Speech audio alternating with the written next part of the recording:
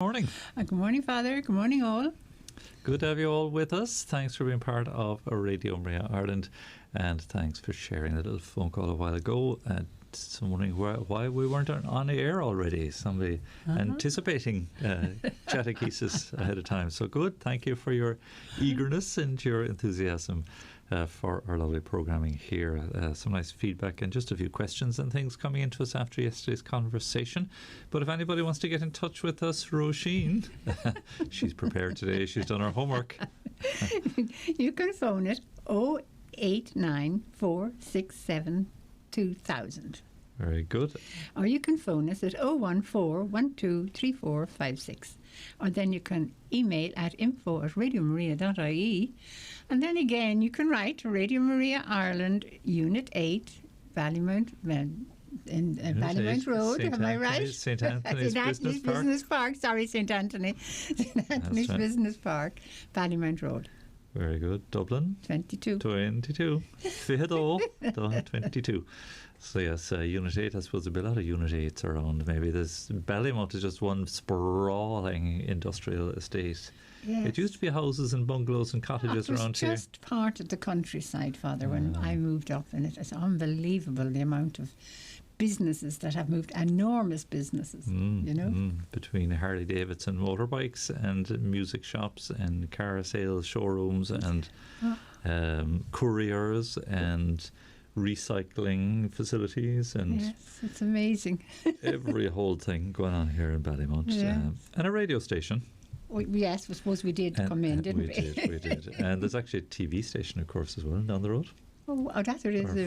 Yes, TV3, which is down the road too. So all kinds of everything here in Ballymount, which used to be farmland, and there's some sheep grazing out the back there of one or two of the houses below. That's right, yes. Bernie, who comes up for mass here, little bungalow is still there. She's mobbed by business and industry all around her. Yeah, very few people there now. She's holding fast. Yes. And Bernie has a lovely statue of Our Lady in the window. Yeah. That's how you know Bernie's house in the middle of all this business and everything. So anyway, we're here at Ballymount Road, Dublin 22, St. Anthony's Business Park, Unit 8. Now, if I'm in the north or outside of Ireland, what should I do with those telephone numbers? Oh, you have to put +353. You do. Am I right? Correct. And drop the zero. And drop the zero, and then go 89467 2000. Correct. That's the text and WhatsApp number. Oh, the WhatsApp number now. What's and that's WhatsApp. You see, that's that's the mobile. That, the mobile, yes. yeah. Text and WhatsApp. Right. Yeah. Text and because WhatsApp. we don't take calls on that because we can't, because we're on air. Oh, right. we need it to take the text messages. You can't be answering calls in the middle of live. No. But the landline again, +353 14 123 456. Agus tá sé ag Gaeilge a good freshen, anna? A note, a hain, a car, a hain, a note, a tree, a car. No, I've missed it, Father. A noid, a hain, a car, a tree. Hain do tree, car, coog. Shay. I think that's it down now. Yeah, that's right. Give me a break now. Very good. No, thanks to that, Róisín. So do get in touch with us. We do like to hear from you. And thank you so much for all the lovely Christmas cards which are flying in the door to us. Post again on Saturday. I suppose they're the only 2 Saturdays of the year when we get post around Christmas time. And about 30, I'd say, of them came in the door to us today. I saw them sitting there, Father. Quite stacks of them. Yeah, wonderful. So we'll work our way through those. Anne is in here giving us a hand with some of the paperwork today. So thanks so much for all those greetings and kind well wishes and support of our work. Many of you have received, of course, our Christmas calendar. Oh, beautiful. It is beautiful, Father. Indeed, a lady wrote, she says she has the next year's calendar behind this year's calendar ready, waiting to start on the 1st of January. So she loves the little holy pictures on it and has it on the wall already, ready to go. It's really beautiful, Father, yes. So if for some reason you haven't received the calendar, a lady phoned a while ago just to correct her address, so apologies about that. It just happens with our database. There may be incorrect entry of data, as they say, data processing, or that you haven't received a calendar. Just let us know and we'll fix that. It just so happens to just so many. We sent out 2,000 of them to just Ireland alone. Yes. And there's another 1,000 or more gone out otherwise internationally, and that I think of hither and yon all over the place. And in bundles and groups and things as well. Fantastic, Father. So they're flying out the door. So if it is that you haven't yet received yours, just let us know, and we'll just double check that it has gone in the post to you, because we've kept a careful list of all the ones that have been sent out. It might have, I know they went out this week, and I think there might be a few still on hand waiting to hit the post too. Yes. So just let us know. Give a call or send in a message there. And if you would like to receive one or another, or want to give away, just let us know again. Send in a text, send in an email, and we'll be happy to follow through with that in the coming week. I suppose with the post now, it might not be till after Christmas. It just depends. Yes, there's a lot of post at the moment. Yeah, the latest posting date, I think, is the 21st of December for Ireland. Yeah. But internationally, it'll definitely be the other side of Christmas at this stage, I would say. Anyway, we're glad to do that and glad to be of service, and glad indeed that so many have written, and appreciate very much the calendar and all the good work that's going on here at Róisín. In the meantime, there's a ton of stuff happening all the time, and things going wrong and things going right. Our Facebook this morning, if you're on Facebook and you're watching for the Mass, I think the sound was it went a bit funny, Father. Bit of a dog's dinner today. A dog's dinner, pig's ear. What's the other expressions? A pig's ear of it. Either which way, not good. So apologies for that. That beloved camera there and microphones with that is temperamental. And I think the fact that a number of people are using it as well means the settings get jigged around. Possibly, yes. Possibly, yes, too. yeah. And, oh, sure, what can you do? It's life. It's kind of like you're looking for something at home, and who moved it? Who put that? Where did they put it? It just... I think they'll come right eventually, Father. We'll get it perfect one of these days, and we won't even realise it. So, anyway, it's good to have you with us. I was chatting yesterday, Róisín, about the lamentable situation, the debate on the simplest thing of pain relief for unborn babies before they take their life, and how that sort of debate has been, well, at least, more of our politicians certainly came around to supporting that view that it would be a necessary, important thing to do. But just a very painful topic. It's really to think that you want to kill a baby in the first place, Father. Exactly. I know, it's just I don't understand it. Not good at all. So I just read out some of the messages that came in, yes, Jimmy's text was good too, and I made a similar point, I think, too, that because of, again, the destruction of innocent life in the womb, and we reckon, is it about, what's the figure now? Is it about 20,000, I think, since it was legalised in Ireland? Yes. And so Jimmy was saying, well, how many saints or scientists or engineers or surgeons, future saints, scientists, engineers, have we We're destroyed, yeah. Every child making a difference, and everyone conceived for a reason, for a purpose. Thanks for that, Jimmy. It's just so true. I saw a little cartoon, just a sketch, a drawing, just telling that message that there was somebody kind of, as it were, praying up to God on their knees. Send us the cure for cancer. Yes. And the voice coming from heaven was God's voice coming back down. So, well, I keep sending you the one who has it, but you keep taking their life, you keep destroying their life. Yes. It's just... So it's just so lamentable. How has it come to this? That's what I was dwelling on yesterday's Chatechesis, Róisín. It's really hard, Father, to think. I don't know, and I really feel sorry for the nurses and the doctors, how they have to do this. Again, I have no idea. And some of the doctors are refusing, which is brilliant, and which is good. They're getting into trouble. Well, So they're right. They're right. Absolutely. I mean, this is one of those things that it seems to me, a human life is a human life. Yes. No matter how small or how young. So Caroline was in touch too. She says, "Thank you, Father Eamonn, for highlighting this tragedy, this very upsetting." I found it when the debate was being held in 2018 for the referendum. It was said that a baby was just a clump of cells, an unborn baby. And that, this is one of the arguments that's made. And you see, what I was saying was, it's the only way you can justify their destruction if you're not accepting that it's a human life. Yes. Otherwise, it's just abhorrent. Yes. So she says, myself and my husband were amazed to see our full baby in our 12-week scan. They're having the baby. They saw the ultrasound. The and body, the body there. Yeah, the baby moving and kicking. Yes. And I was saying this about Abby Johnson. She was a lady with this amazing conversion experience working for Planned Parenthood in an abortion clinic. But she saw the ultrasound one day. She was assisting in the awful task. And it completely, she suddenly realised this is a child. Yes. This is a child.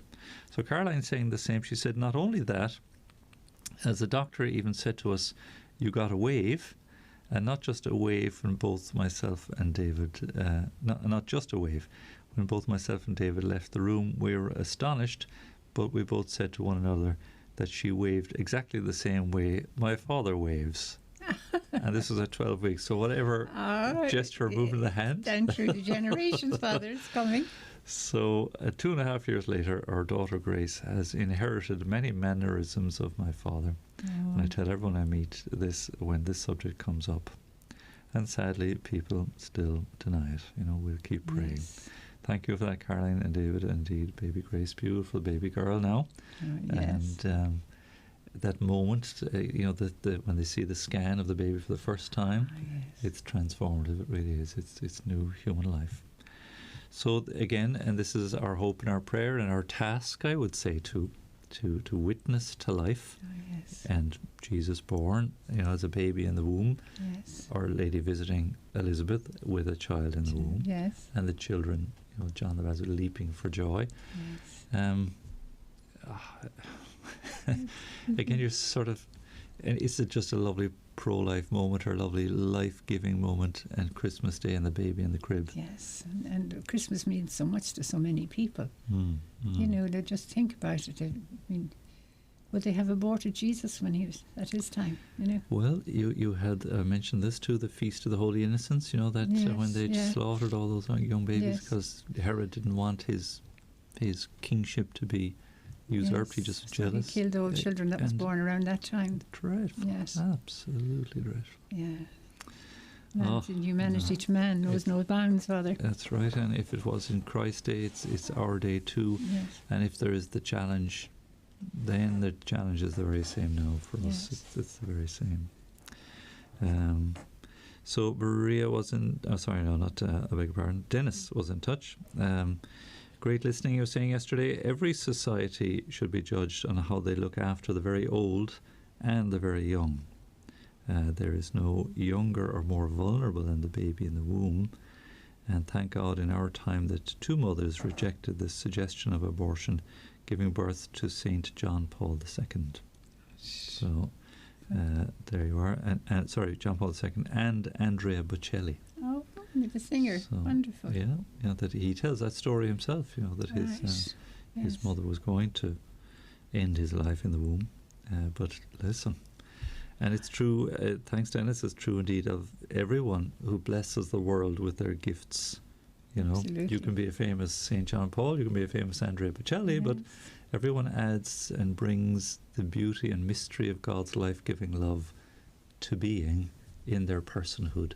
Absolutely, and Father. It's so fundamental. And they'll give such great help to the mother.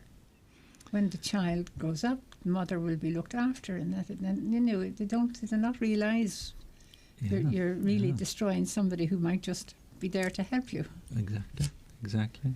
Somebody will support you and accompany you with all the sacrifices that go with that too, of course. But what else is life about if our parents didn't do it for us?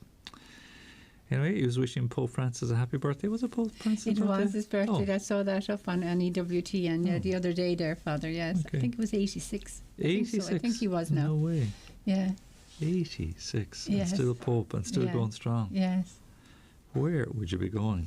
So will there be any retirement for the poor priest? So will I be stuck here now when I'm 86? So you're 100. We'll let you go when you're 100, Father. Thanks. Look forward to that rest. That's another 60-odd years now, lad. Give or take. Happy birthday, Pope Francis. And Dennis says, Merry Christmas to all at Radio Maria. Thanks, Dennis. Lovely to hear from you. So Mary Houghton, who was with us the other day, Mary, of course, is midwife. Oh yes, yes. You're saying that, telling us that story. Yeah. Yes, Father. So Wonderful work. I think is she on a bit of a breather from now, but I think she's supplying, but telling her own stories, of course. So she says, yes, Father Eamonn, many procedures can be done in the womb, usually to save the life of the baby. Yes. And I just come across that there, how spina bifida is one of those procedures that you can operate on the baby while the baby's still in the womb. Wow. And you can cure the whatever way. Wonderful. Is it to do with the spine that it gets misshapen, and they're able to change it and heal. And naturally they would administer pain relief to the baby for an operation. Yes. How the baby is a baby when it's from conception. Yeah, this is the, how people can still deny that when we have these kinds of marvellous medical interventions. She says identical twins are a good example too, to protect them from twin-to-twin transfusion. Well, she'd have to explain that a bit better to me. Does it mean that if you're operating on one twin in the womb, that there might be some transfusion between the others? Gosh, I don't know, Father. Now that's a bit technical. Medical. So next time we're chatting to Mary, we'll get the full detail on that as well. So very good. And yes, Eileen was back in touch there as well. Eileen Keller. She had mentioned how the Constitution, with its preamble in honour of the Holy Trinity, that any disregard for life that would be legalised relative to that would be unconstitutional. I hope so, Father. And she texted again. She just said that we are under God's law first. Yes. So amen to that. I absolutely agree with that. That's certainly true. So thanks everybody for getting in touch, because indeed it was just a very the light of the debate and so on, and I think somebody else did phone in, and again I'm not an expert on these things, but that I don't think the fact that the bill was voted down, or debate on the bill was voted down on Wednesday, means that's the end. I think there's still an opportunity to keep the conversation going. Yes, yeah. Please God. So I hope that's the case. Certainly I don't understand these things fully, I have to say myself. Now, very good. I've been advocating this morning with Father John, and just to give a shout out again, this afternoon between 2 and 5 in Waterford Cathedral, there is a penitential service beautiful. Of sorts. I suppose they're calling it, hang on now, light fever. It used to be night fever, I think. They call it nighttime. Light fever. So they're out during the day, and they're outside the cathedral, which apparently is in the middle of the shopping area in Waterford, and just stopping people, probably young people out in the street, and inviting them to come in and light a candle. Oh, beautiful. And visit the church. And while they're there, adoration will be going on, and there'll be priests available for confession right throughout the afternoon. So great opportunity to get to confession. And Mary was in touch on the topic here, and this would be interesting now to just chat this through. It is advised in my local church that we don't need individual confession during the pandemic. That general absolution will be given during the reconciliation service on Monday evening. I'll come back and touch on this, which personally Mary says I much prefer, as in my opinion, my sins are between God and me. Oh gosh. There's no need to be telling them to a priest. Oh, I don't know, Father. I think that's letting yourself off lightly. Thank you. It sounds a little bit like it to me. But I know people, Mary is, I'm sure, very, very well intentioned here, and I've come across this before. People think this way. A young girl I know, she says, preparing for her first Holy Communion and first confession, asked her mother, why does the priest only want to know what I did wrong and doesn't seem to be interested at all in what I've done well? Right. Well, That's a very good question. it's good. It's good. Excellent question. But just because what you did wrong is wrong, but what you did right is right. So you don't have to say you're sorry for the right things. It's just the wrong things. Yeah, and I suppose if you go to the doctor, he's not interested in all the bits that are working. No. He wants all the bits that are broken. He wants to fix the bits that aren't Exactly. operating the way they should be. And he's not there to lavish praise on and say, well done, you have a lovely healthy pair of eyes. You know. Congratulations. That wouldn't quite make sense. When he's actually there, Father, the priest is there to help you get over something that you're doing wrong, to stop you and help you to stop doing it. Correct. Yeah. And you see, that this is what I would say to Mary now, very gently, and not without any. I thank you, because I was delighted to just have an opportunity to chat this through a little bit. That the importance of individual confession reflects the individual judgment we will receive when the time comes. Each is single file, meeting the Lord one at a time. But it means that I'm accounting for myself specifically and integrally and fully. Again, kind of like the doctor, if you're going for your checkup, he's going to check all the vitals. And he's got to meet you in person. You can't just stay at home and call it out over. It's much better if he examines, because there might be a lump, there might be a lesion, there might be a sore, there might be something that's painful, and all he needs to do is to look or feel or touch or examine, or she, in the case, and the answer, Father, and know straight away. And so you present yourself individually to the doctor, and it's an integral, complete examination. I went for one of those last year. I'm due for another one, I think. What they call it, well-man checker. They have some name for it. Right. But goes through the whole shebang, and all the full examination, all the bits and all the everything's blood, working the whole shebang. Yep. And again, that's good. It might be embarrassing at times or whatever. But I mean, listen, this is the nature of what doctors do. And I think it's a good analogy to say, look, confession is something very similar. Yeah. The other thing, and you mentioned, I'm sure you heard me talk about this before, Róisín, too, that when you're doing your tax returns at the end of the year, it's not just a general sort of I pay tax, QED.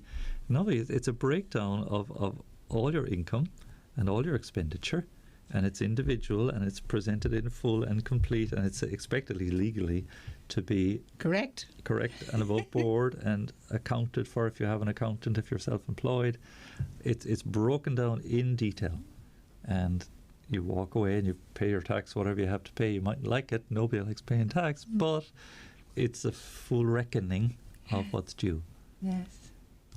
Or you can multiply the analogies really of how we are expected to be individually accountable fully and integrally in every aspect of life. If you're keeping the rules of the road, again, if you break them, you're going to be in trouble. But again, there's a set of instructions and guidelines to get you from your origin to your destination safely, and not generically or any other which way, or taking your own way.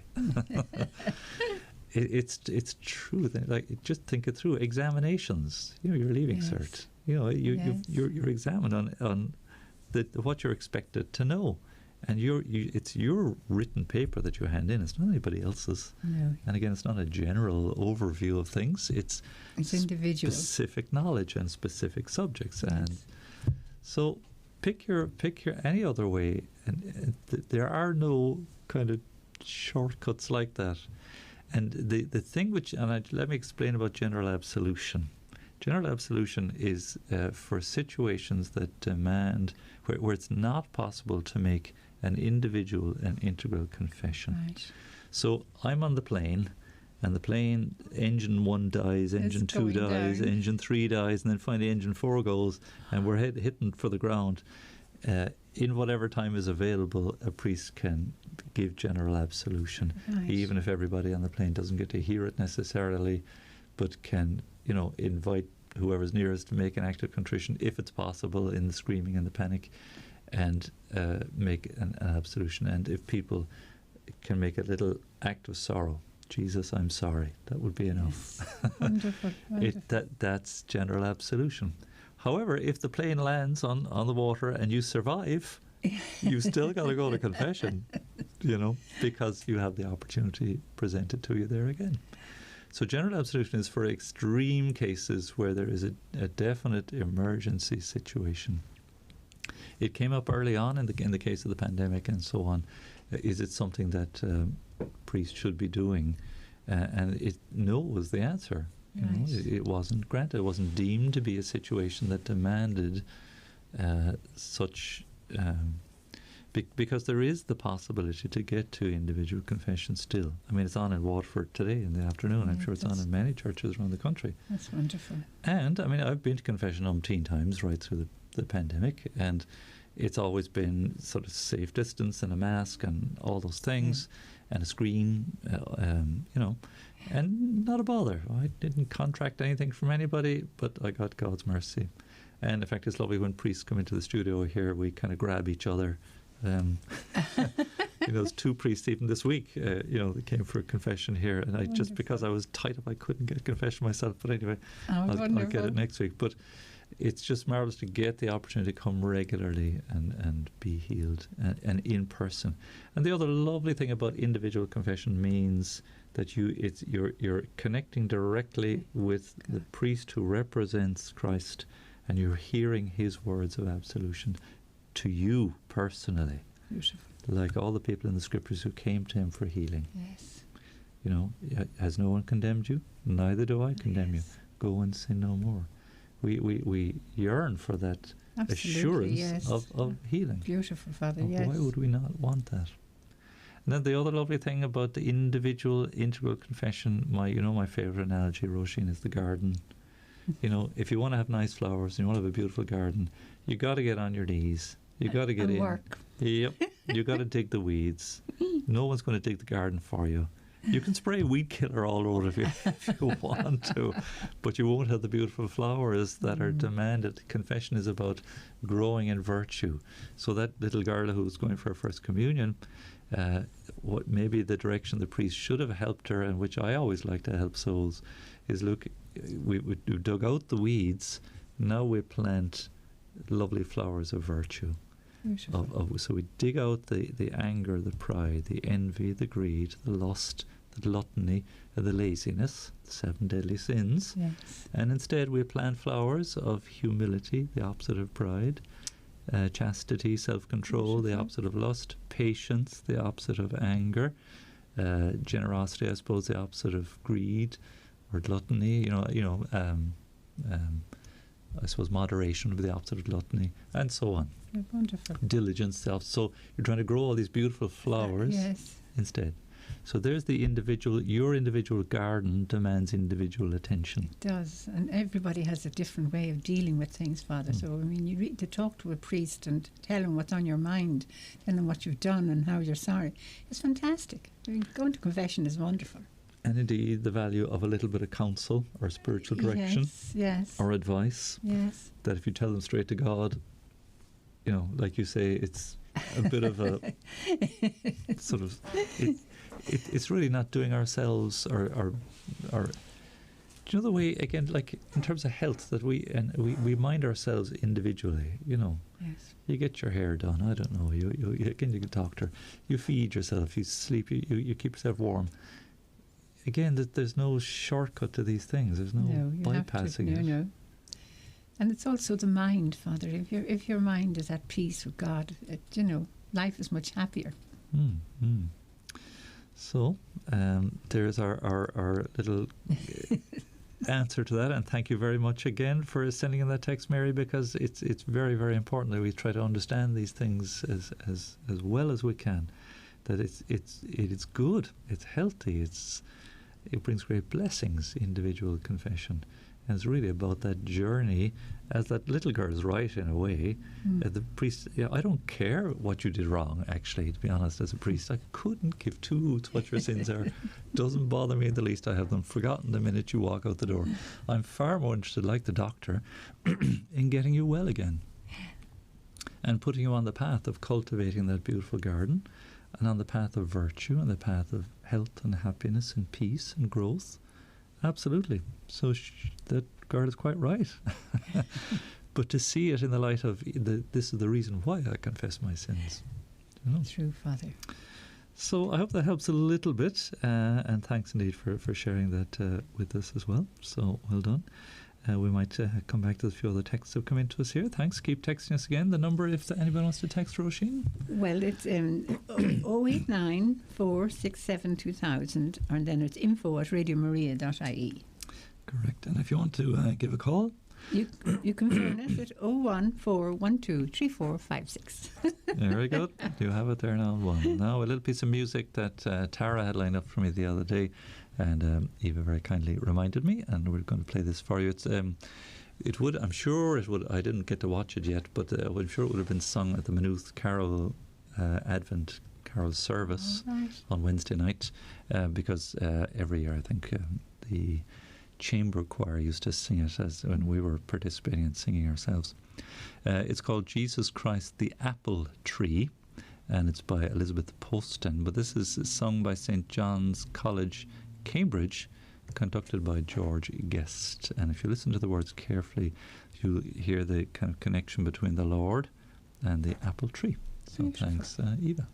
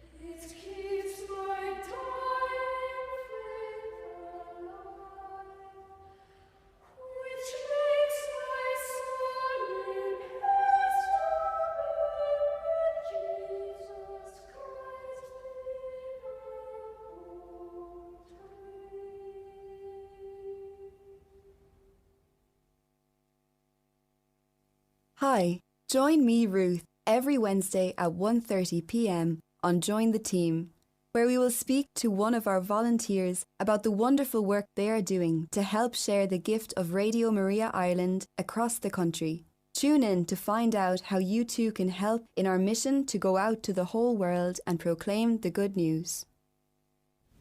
There you go. Well done, Ruth. That's a nice little jingle there too. And thanks, Eva. That's a nice, beautiful, traditional piece of music there for Advent, certainly, and Christmas too.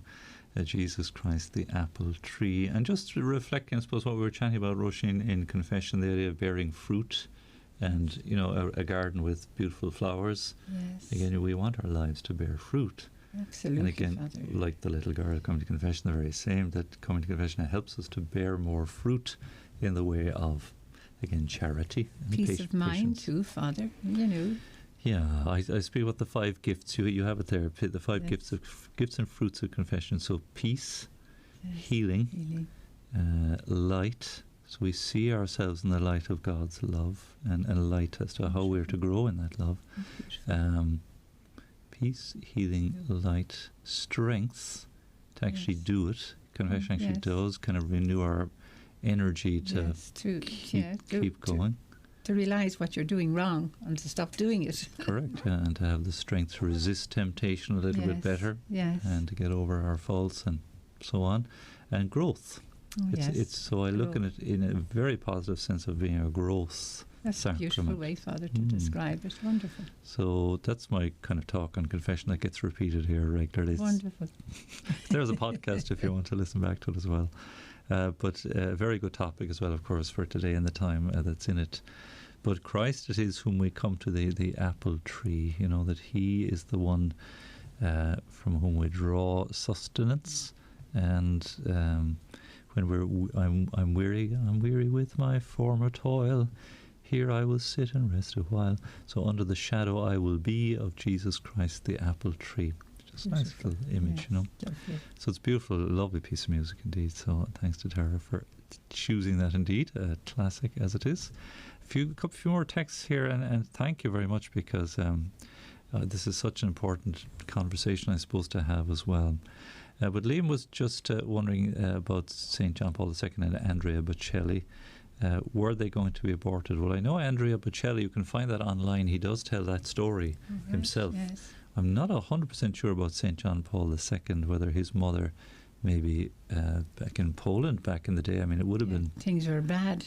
You know. Yeah, maybe she had considered it. I actually am not 100% sure on that. I'm just reflecting a text that was sent in from Dennis. It may well be the case. Tim just texted as well, and he was reckoning that there must be about 18 abortions daily at the rate in Ireland. And I wonder, Tim, actually, if that's the case for the surgical abortions taking place, what about the chemical abortions too? You know, this pill that can be taken to destroy unborn life. You know, when you start really thinking about it, the mind starts to explode a little bit. It just doesn't bear thinking about. But it's a reality, and it's very, very sad, and demands so much of us. It really does.